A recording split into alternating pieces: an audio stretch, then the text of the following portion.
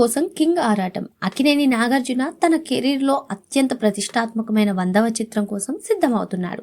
తమిళ దర్శకుడు కార్తిక్ దర్శకత్వంలో తెరకెక్కుతున్న ఈ సినిమాకు కింగ్ 100 అనే వర్కింగ్ టైటిల్ ను పరిశీలిస్తున్నారు.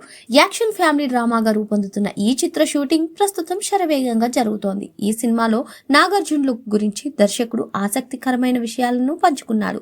శివ, రక్షకుడు సినిమాల్లో స్టైలిష్ నాగార్జునను ఈ చిత్రంలో మళ్లీ చూడవచ్చని, ఆయన 3 విభిన్నమైన గెటప్స్ లో కనిపిస్తారని కార్తిక్ తెలిపారు. తన 100వ సినిమాకు ఒక తమిళ దర్శకుడిని ఎంచుకోవడం వెనుక నాగార్జునకు కథపై ఉన్న నమ్మకమే కారణమని ఆయన పేర్కొన్నారు. అన్నపూర్ణ స్టూడియోస్ బ్యానర్ పై నాగార్జున స్వయంగా నిర్మిస్తున్న ఈ చిత్రంలో సీనియర్ నటి టబు కీలక పాత్ర పోషిస్తుండగా, నాట్యం ఫేమ్ సుస్మితా భట్ మరో హీరోయిన్ గా నటిస్తోంది.